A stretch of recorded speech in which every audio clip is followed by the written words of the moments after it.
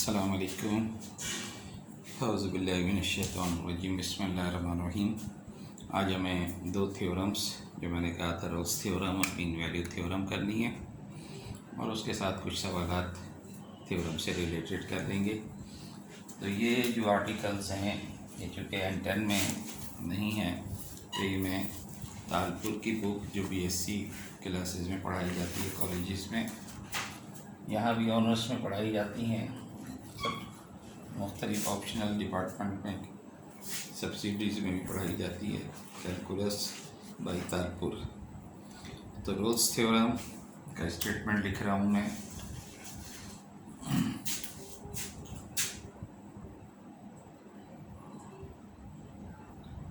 Rolle's theorem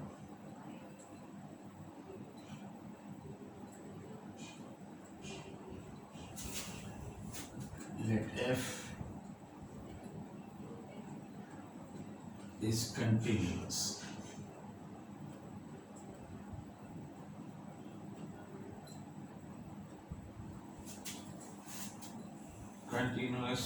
on the closed interval AB and differentiable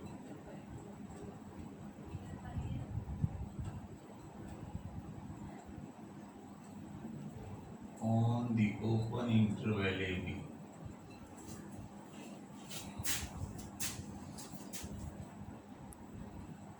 Further, f of A is equal to f of B. Then there exists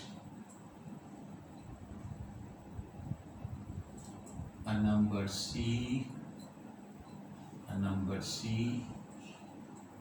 belongs to AB such that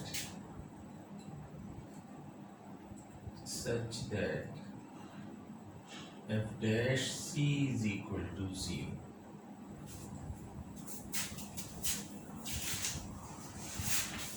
तो ये statement है Rolle's theorem की। यहाँ अगर आप simplify करें, rewrite करें ज़रा इसे शॉर्टली, तो पहले चीज़ जो दी हुई है f is continuous on the closed interval AB.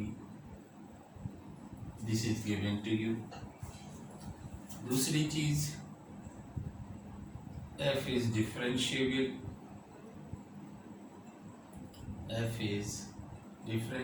In short आप d dot a लिख लें, आपका अपना सिंबल on AB। अच्छा, डिफरेंशिएबल अगर कोई फंक्शन है तो कंटिन्यूअस उसमें खुद ब खुद शामिल हो जाता है। ये हम बहुत पहले कर चुके हैं कि every differentiable function is continuous but converse is not necessary true, कि हो भी सकता है कंटिन्यूअस हो तो डिफरेंशिएबल हो भी सकता है, नहीं भी हो सकता, लेकिन अगर डिफरेंशिएबल है तो कंटिन्यूअस लाजमी होगा। तीसरी चीज़ जो दी हुई है वो ये है कि f of b is equal to f of a। तो अगर कोई फंक्शन ये तीन कंडीशन सेटिस्फाई करता है तो क्या होता है, तो ये होता है then there exist a number c belongs to a b such that f dash c is equal to 0। तो ज़रूरी है, लामहला मस्ट है कि कम से कम एक पॉइंट ऐसा ज़रूर होगा जहाँ डेरिवेटिव फंक्शन का जो है वो ज़ीरो हो जाएगा। तो ये है असल में रोल्स थ्योरम। तो असल चीज़ है कंटिन्यूअस एंड डिफरेंशिएबल। देखिए लास्ट टाइम बहुत पहले मैं बता चुका हूँ कि तीन ऐसे पॉइंट होते हैं जहाँ फंक्शन डिफरेंशिएबल नहीं हो सकता। एक तो ज़ाहिर पॉइंट ऑफ डिसकंटिन्यूटी, लेकिन चूँकि यहाँ तो दिया हुआ है कि इसमें कोई भी डिसकंटिन्यूटी का पॉइंट नहीं है, तो एक तो पॉइंट ऑफ डिसकंटिन्यूटी है जहाँ फंक्शन डिफरेंशिएबल नहीं हो सकता, और एक कॉर्नर पॉइंट है कि कॉर्नर अगर बना रहा है कहीं पर in between this interval function corner बना रहा है तो कॉर्नर पॉइंट पे डिफरेंशिएबल नहीं होता। और तीसरा कि ऐसा कि tangent become parallel to Y axis, ऐसा कोई पॉइंट हो जहाँ पर tangent become parallel to Y axis, तो वहाँ पर फंक्शन डिफरेंशिएबल उस पॉइंट पर नहीं होता। तो ये चीज़ और ये चीज़, ख़ास तौर पे ये चीज़ कि एफ ए और F B, A and B are two values of X, तो इन दो पॉइंट पे फंक्शन की वैल्यू इक्वल है। तो अब दो केसेस हमारे पास आते हैं कि केस वन, कि अगर आपके पास, अगर आपसे कहा जाए कि ये आप ग्राफ ड्रॉ करें, ये है एफ ए और ये है एफ बी, दोनों की हाइट बराबर है, इक्वल है। तो कोई ऐसा ग्राफ जो कंटिन्यूअस हो, इन दो पॉइंट से गुजर रहा हो, तो जाहिर है ये दोनों पॉइंट हाइट बराबर है, तो इस पॉइंट से, तो एक केस वन तो यही आ जाता है कि सीधी सीधी सी स्ट्रेट लाइन ड्रॉ कर दो जो इस पॉइंट से गुजर रही है, दोनों पॉइंट से गुजर रही है। तो केस वन क्या आ जाता है कि F x is continuous, F x is constant, F is constant function, let's say के। तो जाहिर है यहाँ पर तो एक ऑब्वियस सी बात है कि अगर कांस्टेंट फंक्शन है तो आप जानते हैं कि कांस्टेंट फंक्शन का derivative at every point it is zero. ये कांस्टेंट फंक्शन है तो किसी भी पॉइंट पे टेंजेंट ड्रॉ करेंगे तो that will become parallel to X axis. तो ये इनफैक्ट वही पॉइंट है कि जहाँ पर derivative tangent become parallel to X axis, और टेंजेंट और डेरिवेटिव और स्लोप लास्ट टाइम हमने बातें की थी कि सब का मतलब एक ही है। तो f is constant function, let's say f is k, तो बस यहाँ एक सेंटेंस लिख लो, देन इट इज ऑब्वियस कि f dash is zero at every point of the interval. तो सिर्फ एक ही पॉइंट नहीं है, हर पॉइंट पे इसका डेरिवेटिव ज़ीरो होगा। तो ये तो ऑब्वियस सा केस है, लेकिन दूसरा केस जो है वो है केस, अब ये सेकंड केस ये है कि आपके पास ग्राफ मुख्तलिफ किस्म के हो सकते हैं, शर्त यही है कि कंटिन्यूअस हो, कॉर्नर पॉइंट ना बन रहा हो। तो ये भी ये हो सकता है कि यहाँ से फंक्शन चल रहा है और वहाँ जाके टर्निंग पॉइंट आया और ये ऐसे गुजर गया। इस तरह भी हो सकता है कि फंक्शन ऐसे आ रहा है और यहाँ से टर्न हुआ और यहाँ से गुजर गया। इस तरह भी हो सकता है कि यहाँ आया, फिर यहाँ गया, फिर यहाँ आया और फिर यहाँ से गुजर गया। तो कॉर्नर नहीं बनना चाहिए ये टर्निंग पॉइंट पे, इट मस्ट बी सर्कुलर। तो ये मुख्तलिफ किस्म के ग्राफ, शर्त यही है कि इन दो पॉइंट से वो गुजरेगा। अब चाहे एक ही टर्न हो तो जाहिर है कि वो लास्ट टाइम हमने मैक्सिमम मिनिमम पढ़ा था, तो ये वो पॉइंट है जहाँ पर टेंजेंट बिकम पैरेलल टू। तो ये भी हो सकता है, ये भी हो सकता है, मैक्सिमम भी हो सकता है, मिनिमम भी हो सकता है। तो यहाँ बात आ जाती है कि let proof f is not constant,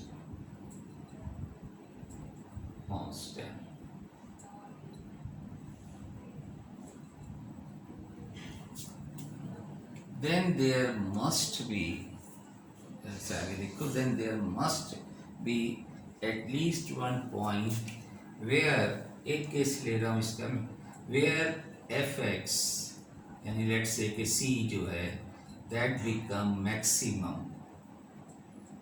maximum point, जिसे आप कैपिटल M से रिप्रेजेंट करते हैं, जिसे हमने लीस्ट अपर बाउंड भी कहा था शुरू में। तो एक कम से कम ऐसा पॉइंट ज़रूर है जहाँ मैक्सिमम वैल्यू है।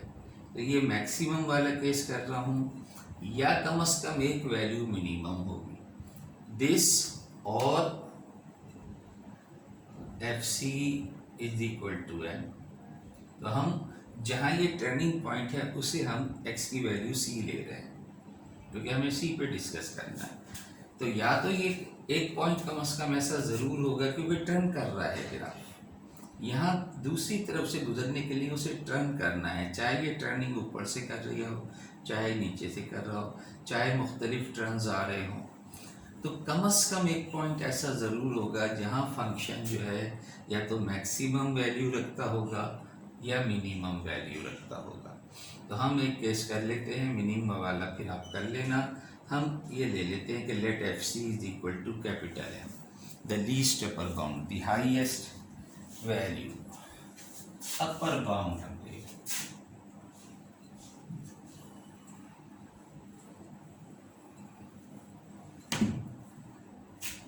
तो let FC is equal to capital M, the least upper bound। अब जाहिर है कि अपर बाउंड है, हाईएस्ट है। अब आप अपर बाउंड है तो चाहे इससे C से आगे जाएं चाहे C से पीछे जाएं, क्योंकि ये हाईएस्ट वैल्यू है, लिहाजा FC माइनस एच लो तब भी ये लेस देन ज़्यादा इक्वल हो सकता है, और एफ सी प्लस एच लो तब भी ये लेस देन और इक्वल टू एम होगा। तो चाहे, क्योंकि ये हाईएस्ट है, तो चाहे इससे आगे जाएं एक स्टेप, चाहे एक स्टेप इससे बैक पे जाएं, तो ये जो है ये हाईएस्ट है, इसलिए F of C plus H भी लेस देन और इक्वल टू एम। इक्वल हो सकता है लेकिन ग्रेटर नहीं हो सकता, क्योंकि हाईएस्ट ये है, इसे हम मैक्सिमम वैल्यू कैपिटल एम हमने कहा है। तो अब जाहिर है कि ये आपके पास एफ सी प्लस एच है लेस देन और इक्वल टू एम, और इसे हमने कहा है F C.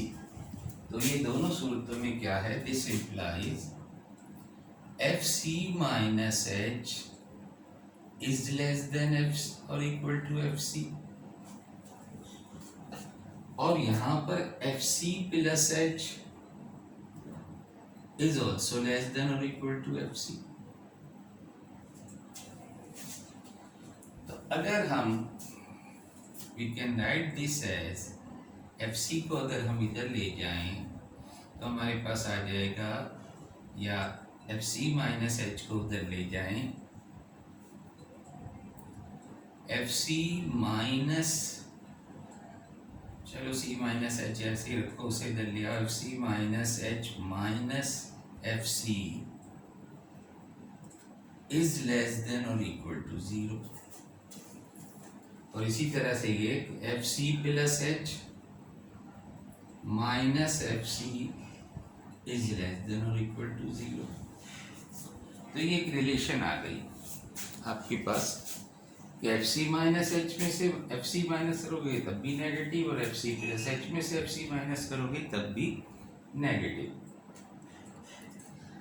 And if you divide both side by H, ratio ले लें, क्योंकि हम जा रहे हैं डिफरेंशिएबिलिटी की तरफ कि एफ डैश सी निकालना। तो ये आपको याद होगा कि मैंने लिखवाया था कि left hand derivative right hand derivative, ये left hand derivative of right hand derivative की तरफ हम जा रहे हैं। तो if you divide both side, तो एफ डैश सी आप याद करो कि एफ डैश सी जो है वो limit H tends to 0 F of C plus H minus F C upon H भी होता है, और limit H tends to 0 F C minus H minus F C upon minus H भी होता है।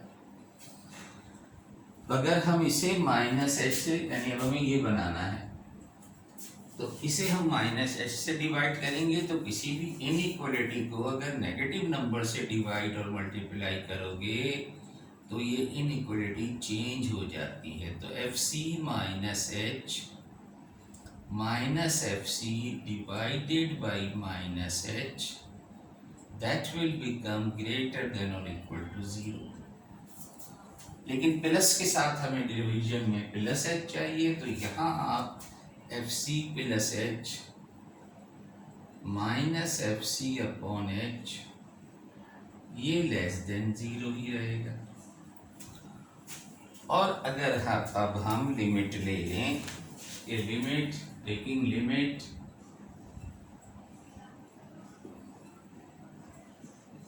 so we'll have limit, this is equal, this implies limit h tends to 0 f of c minus h minus f of c divided by minus h, this is greater than or equal to 0, and that is the definition of f dash c।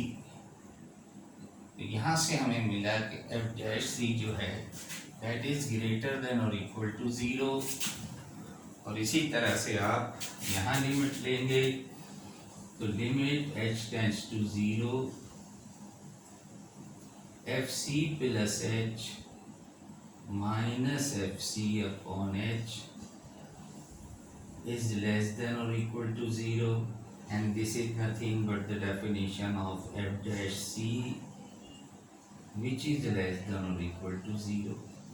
तो एक तरफ हम कह रहे हैं कि f dash c जो है ग्रेटर देन और इक्वल टू 0 है, एक तरफ हम कह रहे हैं कि f dash c जो है वो लेस देन और इक्वल टू 0 है। तो combining these two we got the result that is f dash c is equal to 0। This proved the theorem। तो ये है रोज थ्योरम का प्रूफ। जहन में जब ये चीज़ आपके जहन में होनी चाहिए कि डेफिनेशन डेरिवेटिव की है क्या, जो हम पहले पढ़ चुके हैं। अब आ जाते हैं मीन वैल्यू थ्योरम पर। मीन वैल्यू थ्योरम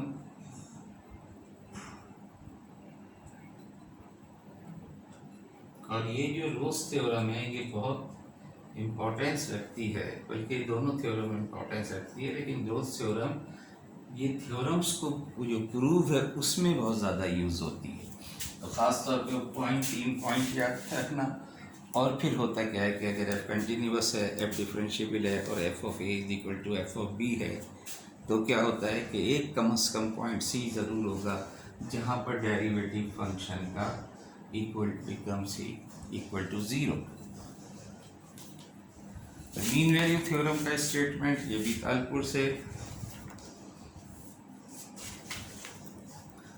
यही कहता है कि f if f is continuous on a b, मैं शॉर्टली लिख रहा हूँ उसी तरह से कि f इज कंटिन्यूअस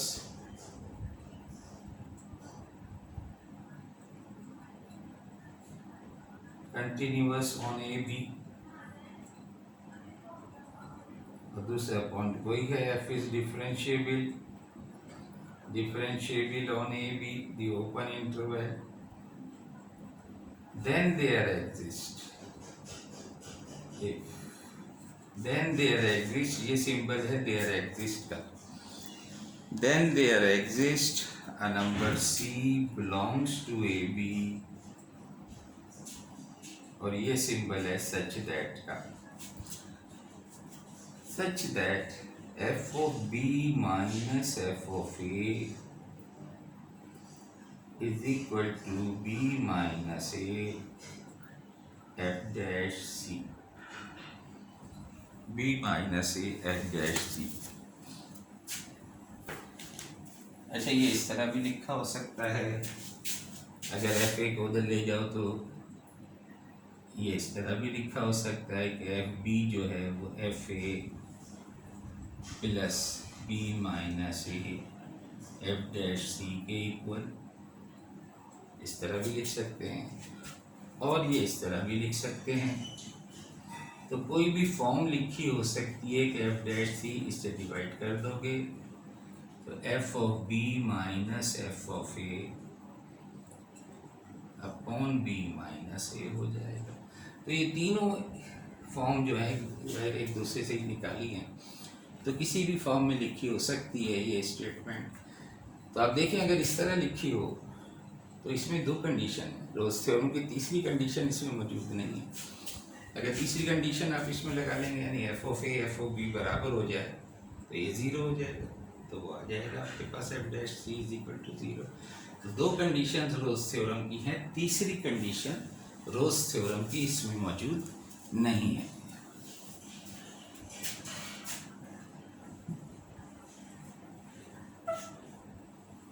तो बस आपके कोर्स में तो चूंकि सिर्फ ये दो थ्योरम हैं, अदरवाइज थ्योरम्स इससे रिलेटेड बहुत सारे थ्योरम्स हैं आगे इसमें तालपुर में, सबका प्रूव एक ही जैसा है। वो जो एक हम क्या करते हैं, ये जो तीसरी कंडीशन रोल्स थ्योरम की नहीं है, चूँकि अभी मैंने कहा ये थ्योरम प्रूव करने में और एक बहुत ज़्यादा किरदार है रोल्स थ्योरम का, तो हम क्या करते हैं कि इन दो कंडीशन को देखते हुए तीसरी कंडीशन को एक अपनी तरफ से एक फंक्शन डिफाइन करते हैं, और वो उसमें हम कंडीशनल ये लगाते हैं कि तीसरी कंडीशन भी आ गई। तो अगर तीनों कंडीशन रोल्स थ्योरम की आ जाए तो फिर रोल्स थ्योरम अप्लाई हो सकती है। तो हम ऐसा डिफाइन करते हैं एक और function, proof define another function, define gx is equal to fx plus ax। ये हमने अपनी तरफ से एक फंक्शन डिफाइन कर लिया, fx plus ax, where capital A लिख लें, where capital A is arbitrary constant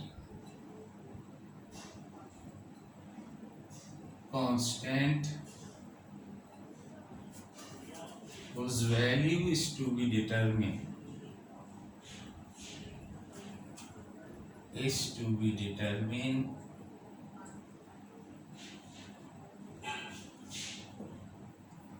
ऐसी value such that g of A g of B equal हो जाए।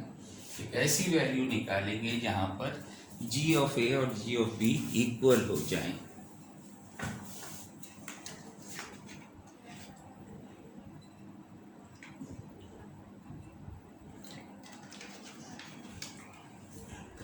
तो बस अब ये जो कंडीशन है ये इसमें 1 में पुट कर दो,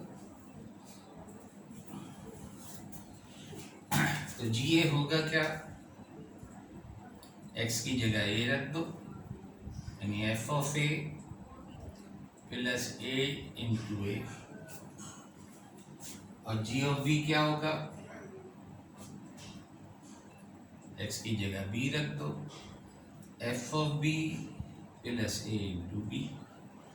late me call equation number, पहले हम उसे कह चुके हैं 1, इसे 2 एंड 3 कर, और अब इनको इक्वेट कर दो, as g a is equal to g b, so this implies f of a plus a small a f of b plus a small b। तो यहाँ से आप देखें कि a की वैल्यू निकाल लो, तो जो a की टर्म्स हैं उन्हें इकट्ठा कर लो और बाकी चीज़ों को इकट्ठा कर लो। तो a इंटू ए को यहीं रहने दो, वहाँ से a इंटू बी को इधर ले आओ, और यहाँ से एफ ए को उधर ले जाओ। तो देखें a कॉमन ले लोगे तो a minus b into a is equal to f b minus f a आ जाएगा, और यहाँ से आपके पास एक वैल्यू आ गई f of b minus f of a divided by a minus b. तो let me call this is equation number 4। इसे सर्किल कर लो कि आपके पास ए की वैल्यू हासिल हो गई। तो यूँ कह लें आप कि काफ़ी हद तक आधा हिस्सा जो है इस फॉर्म का हमारे पास हासिल हो गया। ये कब आया, जब हमने कहा कि g a is equal to g b वाली कंडीशन। अब आप देखें कि जी एक्स है क्या जो हमने डिफाइन किया है, वो एफ एक्स और सिंपल सा लिया है हमने ए एक्स। आप जानते हैं this is a polynomial of degree 1x, it is differentiable, it is continuous. Polynomial है, पॉलिनोमियल मैंने कंटिन्यूटी के दौर में भी कहा था जब कंटिन्यूटी पढ़ा रहे थे, ये बहुत ही सीधा सा फंक्शन है, हर जगह कंटिन्यूअस भी होता है, हर जगह डिफरेंशिएबल भी होता है। तो या तो सिर्फ 1 डिग्री का हमने लिया है, तो we can say that as g is a combination of two continuous function, as f gx is a combination of two continuous function, so hence gx itself is continuous। ये continuity की property. तो पहला point, gx is continuous on AB, क्योंकि इस interval पे fx तो continuous है, x भी कंटिन्यूअस है। इसी तरह से gx इज ऑल्सो डिफरेंशिएबल, क्योंकि gx जो है fx डिफरेंशिएबल है, गिवन है हमें, और x का डेरिवेटिव आप जानते हैं कि 1 होता है, डिफरेंशिएबल है। gx is differentiable on AB, as well as तीसरी कंडीशन भी gx में मौजूद है कि g of A is equal to g of B। तो अब जो रोल्स थ्योरम जो हम fx पे नहीं लगा सकते थे, gx पे लग जाएगी, क्योंकि ये तीनों कंडीशंस रोल्स थ्योरम की थी। तो यहाँ आप लिखें एज रोल्स थ्योरम सेटिस्फाई, मैं लिख देता हूँ as gx satisfy all conditions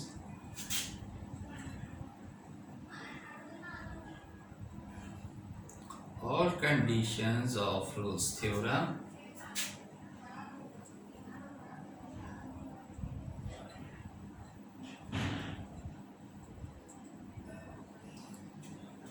hence according to Rolle's theorem there exists a number c belongs to AB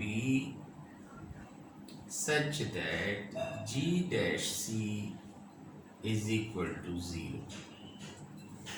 ये थी रोल्स थ्योरम। जब ये तीन कंडीशन रोल्स थ्योरम की सेटिस्फाई कर रहा है तो क्या होता है, तो ये होता है there exist a number c belongs to AB such that g dash c is equal to 0। अब gx आपके पास मौजूद है, g डैश x निकाल लो यहाँ से,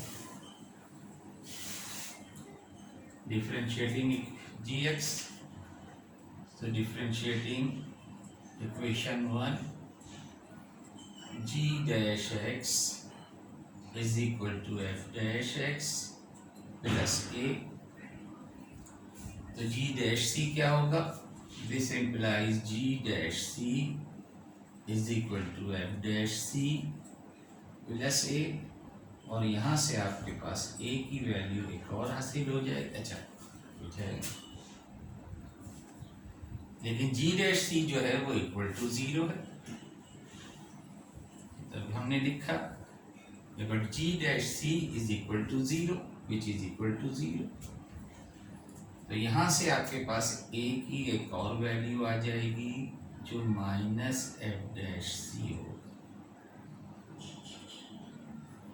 तो a की एक और वैल्यू हासिल हो गई, इन दोनों वैल्यू को इक्वेट कर दो, चलिए कह लो कि वहाँ पर 4 में ये a की वैल्यू पुट कर दो। तो comparing 4 and 5 will gives you minus f dash c is equal to fb minus fa upon a minus b। और अगर आप डिनोमिनेटर में से माइनस कॉमन निकाल लो, डिनोमिनेटर में से माइनस कॉमन निकाल लोगे तो ये f b minus f a ऐसे ही रहेगा, और ये बी माइनस ए बन जाएगा। तो ये दोनों माइनस आपस में कैंसिल कर दें, तो थ्योरम प्रूव हो जाएगी। This is prove. वो चीज़ जो आपके पास थी थ्योरम वो हासिल हो गई, मीन वैल्यू थ्योरम प्रूव हो गई।